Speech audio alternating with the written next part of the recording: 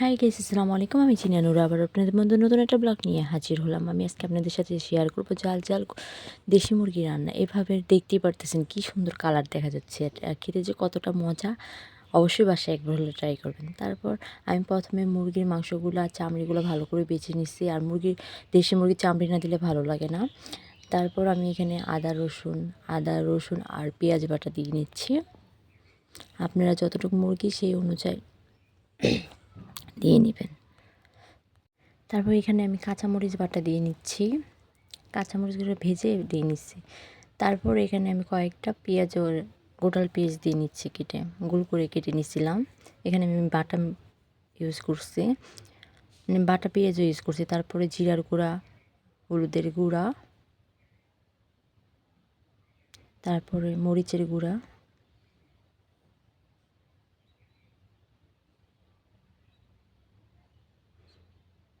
বিশ্বাস করবেন না, এটা খেতে এতটাই মজা হয় বলার বাহিরে। তারপর আমি এখানে মুরগির মাংসের মশলা দিয়ে নিচ্ছি। তারপরেও আমি সব ধরনের মশলা দিব, কারণ আমার কাছে মনে হয় মশলা দেওয়ার পরেও যেন একটু মশলা দিলে আরও বেশি স্বাদ হয়। তারপরে আমি এখানে স্বাদ মতো লবণ দিয়ে সরিষার তেল দিয়ে নিচ্ছি। আজকে সম্পূর্ণ রান্নাটা আমি সরিষার তেল দিয়ে করব।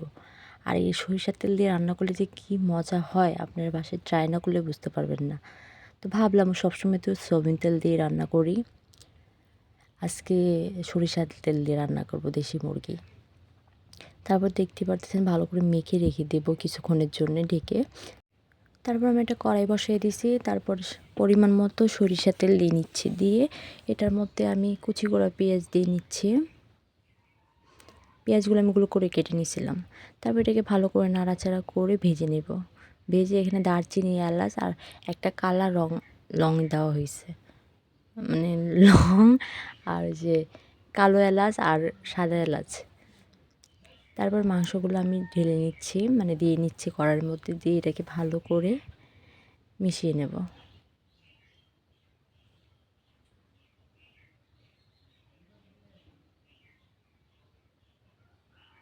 অবশ্যই বাসায় একবার হলো ট্রাই করে দেখবেন, এটা কিন্তু খেতে খুবই খুবই খুবই মজা হয়। আর এটা সরিষার তেলের জন্য আলাদা একটা স্বাদই অন্যরকম।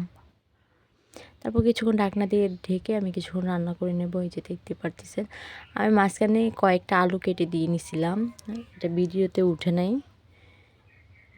দিয়ে এটাকে ভালো করে নাড়াচাড়া করে, মানে আমার বাচ্চা আলু খায় তো, তাই একটা আলুই ছোট ছোট করে কেটে দিয়ে নিছি।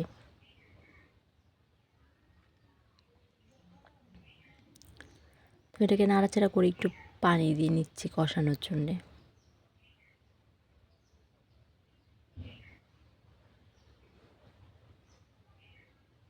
এমনি আমি কিছুক্ষণ কষাইছিলাম, এখনও আমি আবার একটু কষানোর জন্য একটু পানি দিয়ে নিচ্ছি, দিয়ে এটাকে ঢাকনা দিয়ে ঢেকে দেব।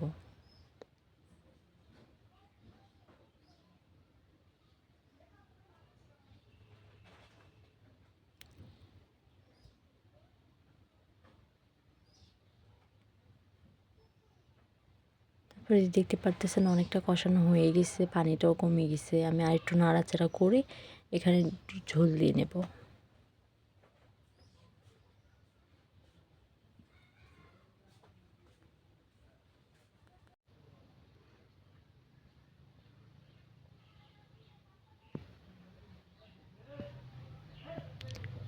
দেখতে পারতেছেন এটা যেহেতু তেল ছেড়ে দিছে, এখন আমি ঝোল দিয়ে নেব।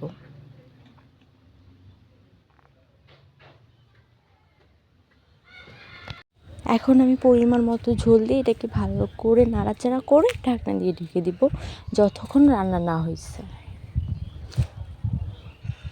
আমি যদি ভিডিওতে কোনো কথা বললে যদি কোনো ভুল ত্রুটি করে থাকি, অবশ্যই আমাকে ক্ষমার দৃষ্টিতে দেখবেন।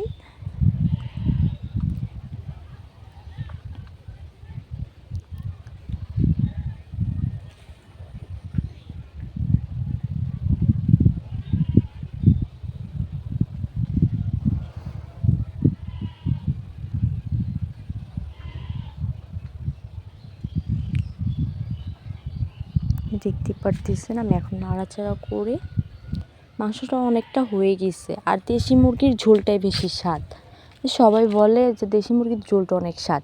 আর আমি মাংসগুলো ভালো, মানে আমি কোনো সময় মুরগির চামড়ি নেই না, তারপর আমি ভাবলাম যে মুরগির চামড়িগুলো না নিলে, মানে অনেকে বলে যে মুরগির চামড়িগুলো স্বাদ বেশি। এই যে দেখতে পারতেছেন কি সুন্দর কালার দেখা যাচ্ছে। এখন তার জন্য আমি মুরগির চামড়ি টামড়ি সব বেছে তারপরে আমি রান্না করছি, কিন্তু রান্না করার পরে চামড়িগুলো খুঁজে পাইনি, মানে সব গুলিয়ে গেছে। এটাই বুঝতে পারলাম যে মুরগির চামড়ি থেকে তেলগুলার জন্যে দেশি মুরগির স্বাদটা বেশি লাগে। এই যে অনেকটা হয়ে গেছে, আমি এখন নামিয়ে নেব। ফাইনালি আমাদের মুরগির মাংস হয়ে গেছে, দেখতে পারতেছেন কি সুন্দর কালার। আর এটা খেতে খুবই খুবই খুবই মজা হয়েছিল। অবশ্যই বাসায় একবার হলো ট্রাই করবেন সরিষার তেল দিয়ে। আপনারা চাইলে সয়াবিন তেল দিয়ে করতে পারেন। সবাই ভালো থাকবেন, সুস্থ থাকবেন। যদি আমাদের ভিডিওটা ভালো লাগে অবশ্যই আমাদের চ্যানেলটাকে সাবস্ক্রাইব করবেন। আমাকে সাপোর্ট করলে অবশ্যই অবশ্যই সাপোর্ট পাবেন। আল্লাহ হাফেজ।